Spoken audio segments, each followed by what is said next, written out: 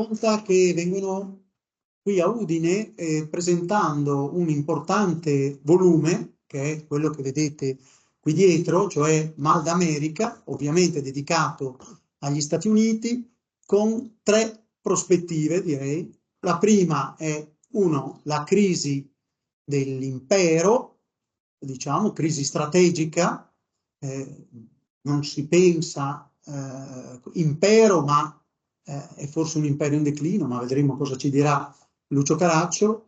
Poi c'è la Repubblica, quindi lo Stato, gli Stati Uniti, che presentano un momento di divisione ben al di là della divisione repubblicani e democratici, che ha assunto adesso una divisione molto forte. E poi il terzo passaggio è dedicato all'università, e anche qui è, come sempre, come dire, studiando la storia mentre accade, ci azzecca Limes, perché avete visto le proteste, quando il numero è uscito non è che c'erano ancora così tanto le proteste, mi pare, le ha organizzate Lucio Ferrari. No. Ecco, allora, quindi un numero molto importante, sono tutti importanti, ma questo è fondamentale per la visione geopolitica, la crisi del numero uno, che sono anche le parole un po' di un libro che, come dire, potrebbe costituire l'approfondimento di alcuni argomenti, e cioè il volume di Maronta, del dottor Maronta, che, caro amico Maronta, che ha fatto un libro dedicato alla deglobalizzazione, con la prefazione di Lucio Caracciolo, e quindi è uscito, direi, oggi, o sta uscendo, perché forse esce l'11 mi pare, il 10, ecco, il 10 di maggio, quindi, come dire, siamo in anteprima, come si dice in ambiente Limes, mondiale, in anteprima mondiale. Ecco, allora, Lucio Caracciolo non lo presento, oggi, adesso trattiamo l'argomento più geopolitico, diciamo, possibile, cioè gli Stati Uniti, Mal d'America, e stasera invece ci sarà un po' il focus anche sulla geopolitica italiana, cioè l'Italia nella guerra grande, come la chiama Limes. Quindi abbiamo due momenti di approfondimento con Limes. Il direttore Lucio Caracciolo, ovviamente, ma anche direttore, fondatore e direttore della Scuola di Geopolitica e di Governo Limes, editorialista di Repubblica, insegna studi strategici alla LUISS di Roma e geopolitica all'Università San Raffaele di Milano. Fabrizio Maronta è uno dei redattori storici, una delle colonne portanti di Limes, redattore, consigliere scientifico, responsabile delle relazioni internazionali di Limes, curatore di Heartland. Abbiamo richiamato il suo ultimo libro, che uscirà, anzi, il 10 di maggio, Deglobalizzazione, se il tramonto dell'America lascia il mondo senza centro. Io adesso lascerei subito la parola a Lucio Caracciolo, che ci presenta un po' queste tre traiettorie del volume, anche con le diapositive che lui vede in preview qui, e quindi quando vuole posso andare ecco qua. Si vede solo questa, e questa invece è quella prossima. Grazie Guglielmo, buonasera. Non è affatto un disturbo, è sempre un grandissimo piacere venire qui, poi adesso in questa meravigliosa nuova sala con Fabrizio a parlare di Mal d'America. Il Mal d'America, come lo chiamiamo, è oggi il fenomeno geopolitico più importante, quello che determina gran parte degli eventi, comprese le guerre, che affliggono il nostro pianeta. Se non partiamo da qui, non capiamo granché. Noi abbiamo spesso, attraverso una cronaca un po' retorica e ripetitiva, ormai la sensazione che le guerre siano degli atti criminali che si susseguono gli uni agli altri senza capire bene perché ci si batta, verso quale scopo, con quali obiettivi, con quali risorse. Lo scopo di Limes è di raffreddare un po' la partita, di andare a scavare più in profondità, soprattutto recuperare la storia, e di qui cercare poi un tentativo di interpretazione. Il Mal d'America è una crisi di identità della massima potenza mondiale. La crisi di identità scatta quando uno si comincia a chiedere chi sono io, ed è esattamente la domanda che da qualche tempo si fanno gli americani, dando spesso risposte diverse o addirittura contrastanti. Qualche giorno fa è uscito il film che si chiama Guerra Civile, Civil War, bruttissimo film, però interessante perché appunto evoca questo clima da guerra civile che fino a qualche tempo fa in America sarebbe passato così come abbastanza ridicolo. Eppure, senza arrivare alla guerra civile, mai come oggi la società americana è divisa per ragioni di razza, ma forse ancora di più per ragioni di classe e soprattutto per ragioni di identità, tanto è vero che in alcuni stati crescono anche dei veri e propri movimenti secessionisti, penso per esempio al Texas, dove la politica viene sempre più interpretata su base locale. Attenzione, premessa fondamentale, parliamo del paese più potente e meno politico al mondo. Credo che forse solo la Svizzera sia meno politica, ma c'è da discutere dell'America. Agli americani della politica non importa quasi nulla e questo quasi naturalmente va declinato e diventa un po' meno quasi quando ci sono le elezioni presidenziali, certamente, ma non è quello americano un sistema partecipato realmente, se non qualche volta a livello locale. E questa mancanza di politica è, a mio avviso, una delle ragioni anche della crisi strategica, perché la strategia non si distilla in qualche laboratorio di alta burocrazia, di alta tecnocrazia, qualche dottor Stranamore e consigliori. No, la strategia, se ha un senso, è una strategia che viene elaborata, specialmente se siamo in democrazia, in un dibattito pubblico, in cui i leader politici si prendono le responsabilità delle loro tesi e quindi delle loro azioni. Ecco, in America questo, ma non solo in America, non parliamo dell'Italia ovviamente, in America questo non accade. Ma la conseguenza di questa crisi su cui noi abbiamo indagato in profondità in questo volume curato in modo particolare da Federico Petroni, la conseguenza di questa crisi è che oggi l'America, non sapendo bene chi sia, non sa bene che cosa fare nel mondo. Finché fosse un problema americano, auguri agli americani, ma siccome noi siamo dentro l'impero americano, lo siamo fortunosamente perché abbiamo perso la guerra mondiale e volutamente perché lo abbiamo voluto, quando gli americani sono arrivati in Italia non hanno certamente trovato una nazione nemica. E continuiamo, io credo, malgrado tutto, a volerlo, e quindi la crisi dell'impero americano è una crisi anche dell'Italia, ne parleremo questa sera. Da cosa deriva questa crisi sotto l'aspetto strettamente strategico, che poi anche si coniuga con i fattori identitari di cui dicevo prima? Dal fatto che l'America non è una potenza imperialista dal punto di vista culturale. Gli americani non sono inglesi, non sono francesi. Gli americani non occupano normalmente territori. Gli americani controllano attraverso un sistema di basi, di rete, di rotte marittime, i traffici commerciali fondamentali e gli snodi geopolitici più importanti dal loro punto di vista. La nostra rappresentazione dell'impero americano, che ovviamente è una interpretazione perché formalmente non c'è un impero americano, ma di fatto ha voglia se c'è, è appunto basata su questa visione oceanica, quindi sul controllo delle grandi rotte oceaniche, il che vuol dire ovviamente controllo dei commerci mondiali. Ma al di là di questo, il problema è che non avendo una strategia imperialistica, l'America si autointesta il controllo del pianeta, il che è impossibile, direi quasi per definizione, a tutti noi umani, anche a una superpotenza come l'America e ancora di più a una superpotenza fondamentalmente apolitica come l'America. La visione americana dell'impero è quindi una visione di tipo semmai religioso-ideologico.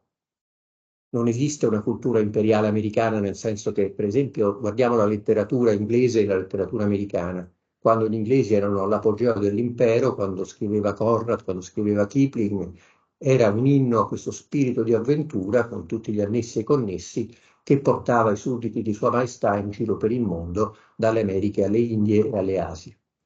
Una letteratura imperiale americana, a mia conoscenza, non esiste.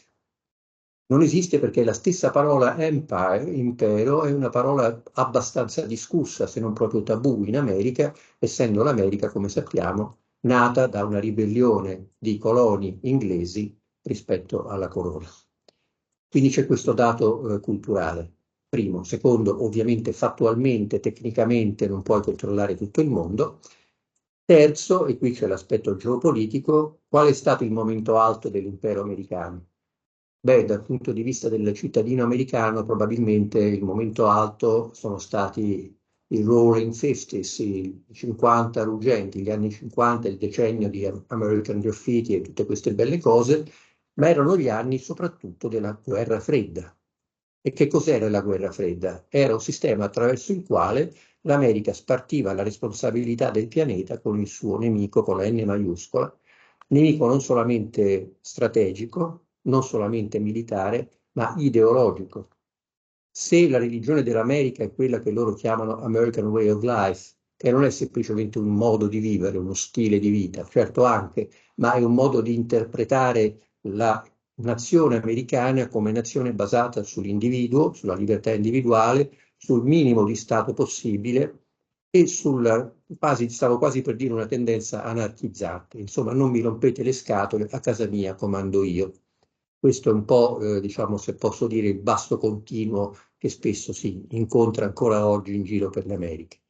Quindi questo, sommato ai fattori precedenti, rende per l'America l'esistenza di un nemico, di un parametro, quindi qualcosa di molto utile. L'Unione Sovietica risparmiava agli Stati Uniti il controllo di Africa, buona parte dell'Asia, e soprattutto garantiva a noi europei la pace perché su una cosa gli americani e i sovietici erano perfettamente d'accordo: i muri che abbiamo costruito non si toccano. Io faccio quello che mi pare a casa mia, tu fai quello che ti pare a casa tua. Devi invadere Varsavia, devi invadere Berlino, devi invadere Budapest, cavoli tuoi. Io lì non entro, salvo naturalmente elevare vibranti proteste. Questa perdita derivante dalla vittoria nella guerra fredda, cioè la perdita del nemico, che ha un effetto anche morale, che non si tratta semplicemente di un nemico, ma si tratta proprio, come dicevo, di una visione totalmente opposta: il comunismo, l'economia di comando, lo Stato. Il perfetto contrario dell'America non è stata mai digerita, mai assorbita, nemmeno mai studiata, a mio avviso, in profondità dagli americani. E oggi, sono passati ormai un bel po' di anni, dal 1991, dal suicidio dell'Unione Sovietica, l'America fa i conti con la incapacità di gestire anche quella parte di mondo che una volta era gestita dal nemico, e soprattutto di dare il senso non solamente ai nemici effettivi o potenziali, ma anche agli alleati, quindi anche a noi italiani, se la parola alleato ha ancora un senso, di non potersi completamente affidare alla protezione americana. Noi italiani, lo approfondiremo stasera, ci siamo sempre basati sull'idea che comunque, se le cose fossero andate veramente male, sarebbero stati gli americani a risolvere per noi la partita. A mio avviso era un'idea sbagliata fin dall'inizio. Nessuno è così ecumenico da morire per un altro paese senza una ragione specifica, ma certamente oggi non ha un minimo di senso. Cioè, è chiaro che dovremo assumere delle responsabilità che prima non avevamo. L'evento scatenante di questa crisi è stato l'invasione russa del 24 febbraio 2022 dell'Ucraina, che ha mille spiegazioni, ma una principale. Cari americani, noi volevamo stare con voi, voi non ci volete, beh, noi sfondiamo la porta. Poi tutto il resto viene dopo: le minoranze russe, il Donbass, le visioni di Caterina la Grande, Putin che legge troppa storia e ne scrive ancora di più. Tutto sicuramente rilevante, tutto fa brodo, ma l'essenziale è capire che la Russia, che chissà per quale ragione, essendosi arresa nel 1991, pensava di essere in qualche modo, non dico annessa, ma integrata in un sistema guida americana con una certa dose comunque di rispetto per la propria potenza, visto che non poteva ottenere questo, ha cercato il colpo che probabilmente in una prospettiva di medio periodo si rivelerà abbastanza fatale per la Russia.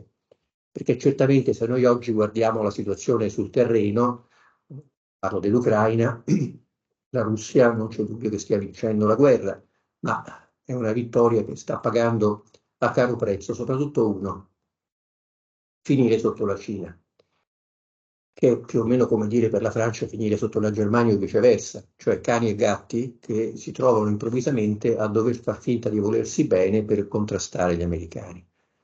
Oggi i cinesi aiutano i russi a non perdere la guerra, però anche a non farli stravincere, semplicemente perché non possono permettersi che la Russia crolli. Magari in una fase successiva potrebbero anche integrare questa possibilità, ma oggi trovarsi isolati rispetto agli Stati Uniti, dato che la Cina non ha ancora una sua vera e propria sfera di influenza, non parliamo di alleati, sarebbe veramente micidiale. Quindi vedete le conseguenze che derivano da questa crisi americana. E concluderei sull'Europa, la famosa Europa di cui in Italia sempre parliamo senza mai chiarire di che cosa stiamo parlando. Bene, questa famosa Europa ha dimostrato, come era abbastanza ovvio, che ancora una volta di fronte a una crisi, anzi di fronte a una guerra come mai si era vista prima in Europa dopo la Seconda Guerra Mondiale, abbiamo idee diverse, comportamenti diversi. L'Italia, per esempio, è l'unico paese al mondo che contemporaneamente aiuta l'Ucraina senza dire con quali armi. E questo è un riflesso ipocrita cattolico tipicamente italiano, no? Sì, io ti aiuto, però forse è meglio non dirlo. Ora, più o meno tutti abbiamo un'idea di che cosa mandiamo, certamente non bombe atomiche all'Ucraina, però già il fatto di non poterlo raccontare a noi stessi perché un minuto dopo il governo cadrebbe, almeno così dicono loro, implica un certo grado di irresponsabilità, appunto, di cui dovremmo occuparci. Ma soprattutto esiste in Europa una faglia nord-sud, est-ovest, che divide ancora quello che una volta era il campo del patto di Varsavia, cioè l'impero sovietico in Europa, e quello che una volta era la NATO originaria. Solo che è a fattori rovesciati, mentre il patto di Varsavia era alleato, satellite di Mosca, e sarebbe stato costretto, sottolineo costretto, a combattere con i sovietici contro gli occidentali, oggi è perfettamente opposto, e anche per lo spirito di rivalsa di quei popoli che sono stati sotto il tallone di Mosca per tanti decenni. Sicché noi abbiamo oggi in Europa una verticale che va dall'Inghilterra, poi si sposta un po' orizzontalmente verso la Scandinavia, scende giù dritta fino al Mar Nero, comprendendo appunto i paesi scandinavi, due dei quali, Finlandia e Svezia, sono oggi nella NATO, a differenza di prima del 2022, e poi giù fino alla Romania, fino al confine con l'Ucraina. Questi sono i paesi della avanguardia antirussa che l'America sollecita in prima linea nell'aiuto all'Ucraina. E poi ci sono varie gradazioni che adesso non sto a illustrare per mancanza di tempo, ma quello che mi preme sottolineare è che l'America in questa fase ha bisogno di aiuto.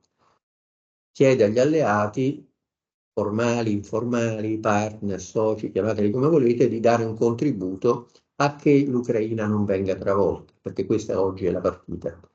Cioè, è chiaro che comunque vada a finire, quando vada a finire, questa guerra lascerà poco dell'Ucraina che conoscevamo prima, e conosciamo prima uno dei paesi più poveri d'Europa e ahimè anche uno dei più corrotti, adesso lo Stato ucraino è una realtà abbastanza virtuale, con una popolazione che è ridotta più o meno del 40% rispetto al 1991, non che siano tutti morti, moltissimi però se ne sono andati, e con una spesa pubblica che è totalmente sostenuta dall'estero. Non parliamo degli armamenti. Quindi un collasso dell'Ucraina non sarebbe solamente un collasso dell'Ucraina, ma sarebbe una crisi dell'America. Come si inquadra tutto questo nel contesto geoeconomico e della cosiddetta deglobalizzazione, su cui Fabrizio ha scritto un libro molto importante che vi consiglio, lo dirà lui.